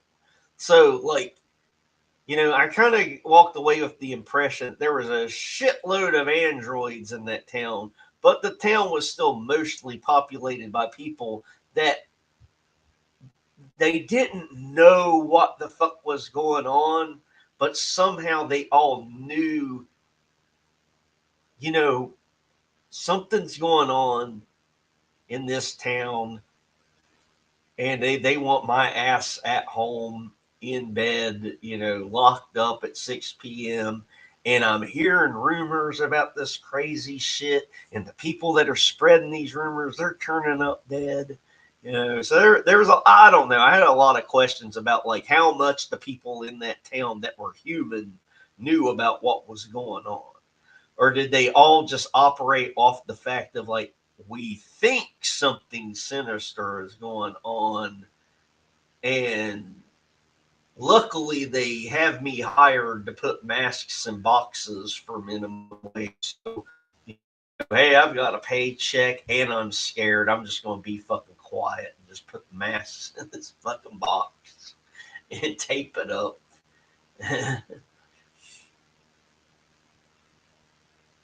But no, at the Christmas party last year, it's like, it's like a Bruce Wayne Christmas party. I'm walking around looking for Gal Gadot. That fucking bitch stole my car keys and my USB and and uh in person. This may have been, as far as I know, this may have been the first time um, I saw a man in a dress unironically, and the guy was not doing anything to fem it up. Like, who is someone? I wish there was someone noteworthy. All right. You know what the Miz looks like, okay? All right. Just imagine the Miz wearing a dress and not acknowledging it. He's just walking around in a dress, and you can see his fucking dick. The guy at the Christmas party, you could see the guy's dick pressing against his dress, because he wasn't wearing a Miss Elizabeth dress. He was wearing a tight dress of some sort. I don't fucking know. I'm a dipshit, and I'm like, and I couldn't make fun of it because the closest person I could have made fun of it to was the fucking Jew. The one I was bitching about last week, the one that only talks to me about money. How much was your bonus? He was the only one that might have been safe. They're like, what the fuck is going on over there? Holy shit. But he's a Greenberg, so you can't. I don't trust joking around with them. I think they would joke back, but then they would log it. They would be like, okay, now I've got something to tattle on him for if I have any reason to like want to tattle on him for something. And of course, but they're idiots. I would just deny it. I'd be like, no, that never happened. What dress? I never. What are you talking about? That's how dumb those fucking people are. They're like, oh, I got you on something. It's got a grain of truth to it. But whoa, when I tell on you for that, and then they don't expect, like, well, what do you think? Do you think I'm a religious conservative? No, I'm a conservative. I'm not religious. I'll lie. I have no problem with that. I'm not afraid of burning in hell. I mean, if I do, I do. Nothing I can do about it.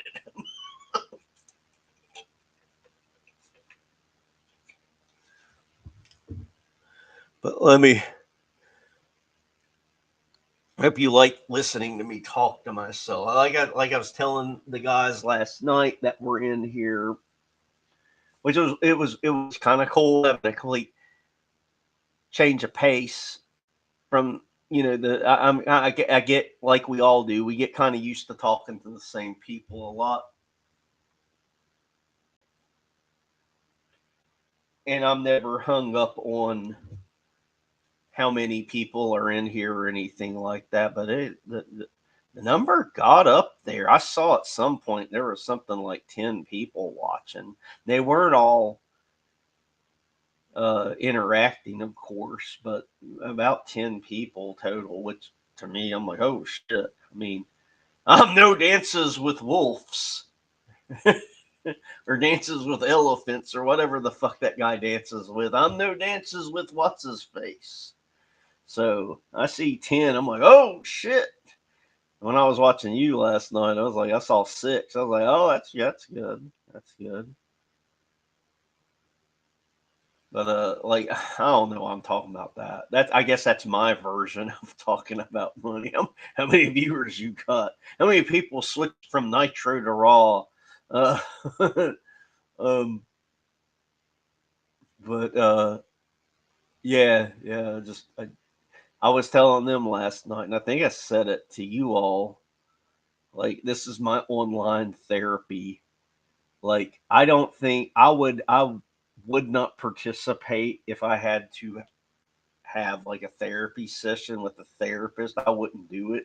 I would sandbag it and but put turn the camera on and give me a couple of people I'm comfortable yapping at, and I'll just talk about whatever. I think you would have liked Stealth Chaos. He is a chaotic character. He's fun though. He's fun.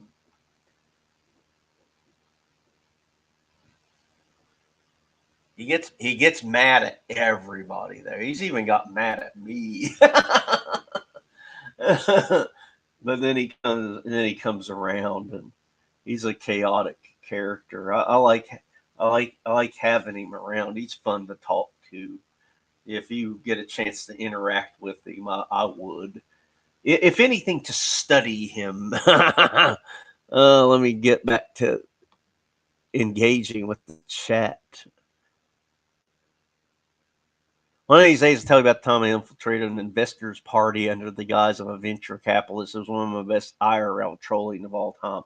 I don't have anything that good, but I will tell you this: it's like where I have no problem reading a woman on a date from Tinder and like figuring out what she wants to hear, so I get that pussy tonight. Because I mean, without going into like a really depressing how impossible it is to find someone decent, I can hook up on Tinder. I just figure out what they want to hear, and I just tell them, you know, what they want to hear, and it usually, again, going back to the Greenberg shit, it usually has to be like a money thing. They want to think that there's a chance that they're hooking up with a millionaire lawyer, so they don't ever have to work again, and on top of them never having to work again, they're gonna be on the yacht.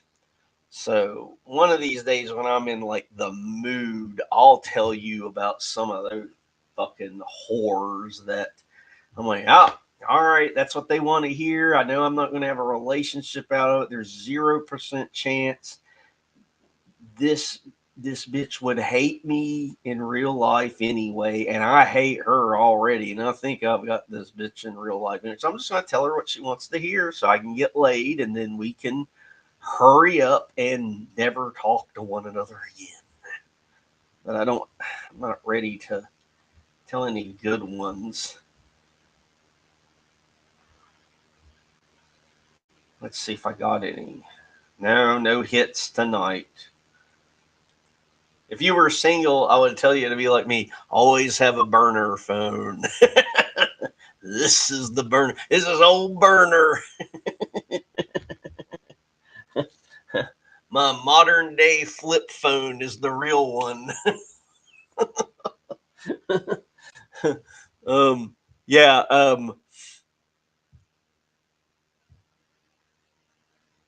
I did not see that, but yeah, when you're in the mood to tell it, maybe we need to be on stream. I want to hear. I want to hear it verbally. I don't want to hear it. I don't want to read it. I want to.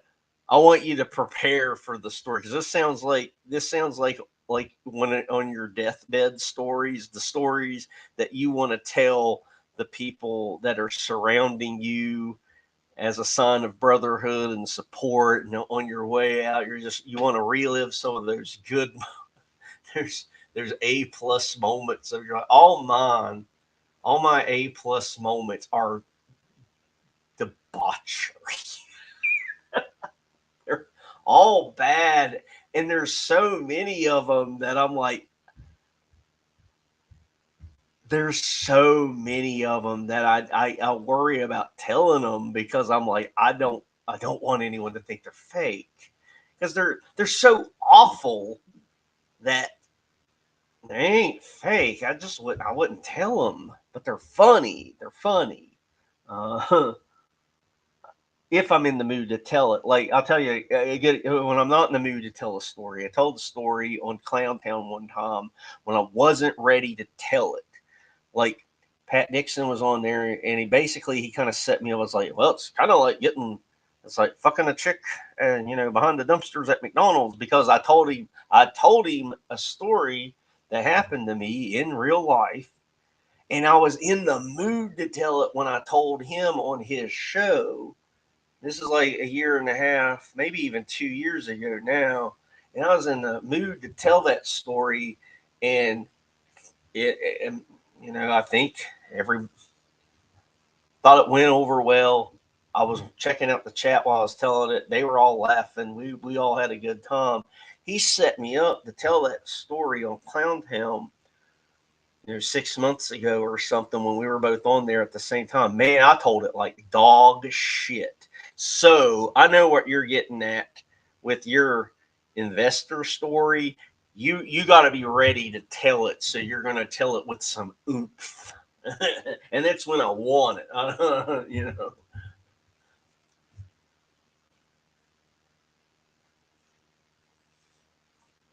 But if you hadn't heard the McDonald's story, don't look for it. Just set me up for it when I'm talking to you again on stream or something. If you like, oh shit, the time is right. I'm making this up. Let's say me and Dylan are doing a stream and it's going good. There's whatever, and it just sounds very. It set me up for it. I don't know.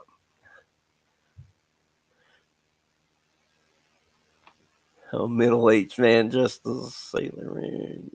Yeah, you know what I'm talking about there. There's just some people that yeah. There's a guy that this is the only time that I've been wrong. There's a guy I worked with 5 years ago. Yeah, 5 years ago now. He always came across as completely disingenuous. And in fact, I'll tell you exactly what. Did you see Drag Me to Hell? If you did, you might want to pull up IMDb, as I'm gonna tell you the, who the person looked like exactly. If you saw Drag Me to Hell, or hell, I mean, you could still do it if you just want to put a face to the guy. Is an Asian guy I worked with, and far as I know, born in America and everything. And he came across as disingenuous and sleazy and nosy, like he's trying to find out something to use on you later. Like, I mean, and might be me being too paranoid, and I'm not even a pot smoker, but he came across as someone like if I would have smoked some weed, and if he would have said something like, "Hey, what'd you do this past weekend?" I'm like, well, I'll tell you what, some of my friends came over, we smoked some weed and watched WrestleMania. Now he would like, ha ha, well that's something else, ha ha ha. He wouldn't join in with it. He wouldn't be like, "Oh yeah, me too." Not like getting high once in a while. He wouldn't do anything like that. He was like, "Oh, well, that's something else," and and he would hang on to that story, and then later on, like if you let's just say you had an assignment to get done and you weren't done with it yet, he would accidentally blurt out in front of some people like, well, I mean, maybe if you weren't, partying and smoking weed and watching WrestleMania so much, you'd figure out time to what to get your assignment done. And that's how this guy came across, and it never happened. So it's one of the only times in my life that I think I was wrong about the guy. Because I actually stay in touch with him. But he comes across all the time like he's trying to like get information so he can use it against you later, and it never happened. So I had to like one day I was like, I've known this son of a bitch for 5 years now. He actually has my real number. We still to this day text. He even texted me like, it's nothing cool, but he even texted me the other day to tell me about a pizzeria in Spring Valley, Texas, that when I'm on his side of town, we need to go to sometime. It's rated 5 stars. Like, okay, so it is random. Every now and then we're all wrong, and hopefully, if there's anything about me, it's like if I am wrong, I'll say it. Even the people that you would never know about this guy had to not be blurting him out right now. Um, but yeah, but this guy that I'm talking about right now, he looks exactly like the Asian guy from, and acts like the Asian guy from Drag Me to Hell, the one that's weaselly trying to get that vice president of the bank job against that girl. And like when I tell you, he sounds exactly like the guy he does. And if you remember the movie or if you watch it again at the very beginning, he does something like, "Oh, the sandwich you ordered, I said no mayonnaise." And the girl is like, "You did not say no mayonnaise." It's like, yeah, I did. Because he's trying to make her look bad in front of the boss. I'm telling you, exactly like this guy. But I don't know. Sometimes we get somebody wrong. Oh yeah. So your IRL story, yeah, yeah. You did see the movie, yeah. Sneaky Slopes. Is that like a code word you use for these people? But yeah, no, but I've worked with other people that were like that, and I was 100% right about like they rubbed me the wrong way. I'm like, okay, this is someone never to like bitch about like something like at work. Like, like you never bitch about your boss to this person because the son of a bitch would like, aha, now I'm going to tattle on you. But then they don't expect that someone like me to like, no, I never said that. That never happened. Why would I say that? That's awful.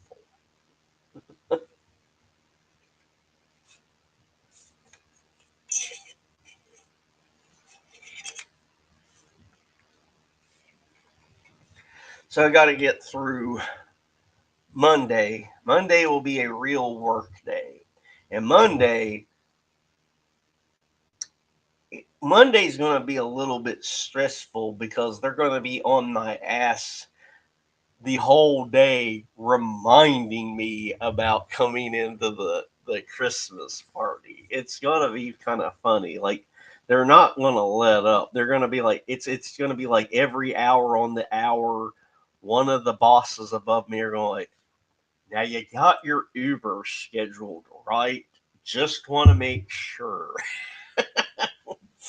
And then it'll be a follow-up one. It's like, now you do remember, when you get to the airport, you gotta order another Uber. It's like, I know. The airport is 1 hour to 2 hours from the office because of the traffic. The traffic is so bad. I mean, I know that's almost like the lamest thing to complain about, but the traffic is so bad from O'Hare to the office in the middle of the city that I might be stuck in that fucking Uber for 2 hours. I'm banking on 90 minutes.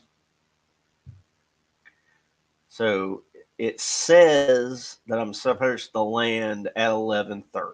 So you know how that goes. You land. There's a little bit of time before you can deboard, and then to get your luggage, because I'm going to have carry on.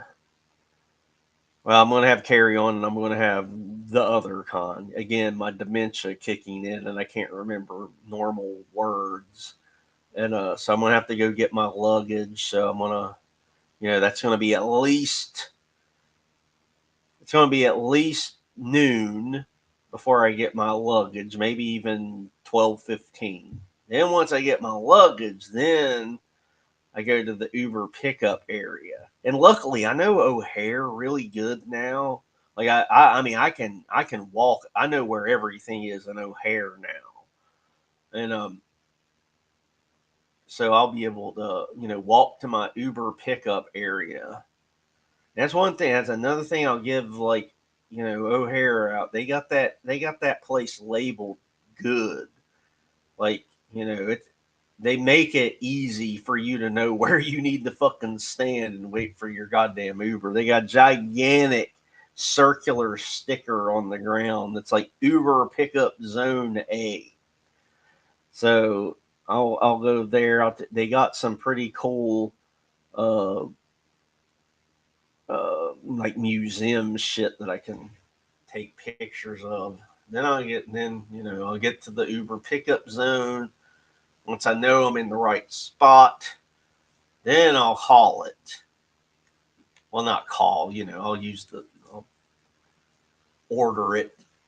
And then that's going to take, about 15 more minutes. Oh, yeah, once I finish this. Yeah, I'm good.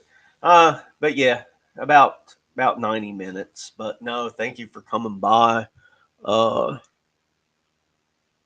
Yeah, I'm going to say goodbye now, too, just so we're out of here at the same time. You hang up first. No, you hang up first.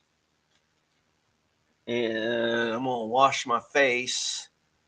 And I don't have any requests to go on any other shows, I don't think. So unless I see a request right but fucking now to go on another show, I'm going to wash my face and go to bed. Oh, God, I got a lot of notifications.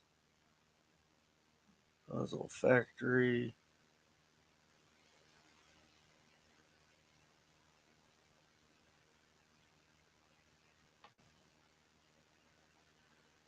I'm out of here, brother. I think I'm done for the night. I'm going to wash my face. Thank you again so much for coming by. And we're out of here.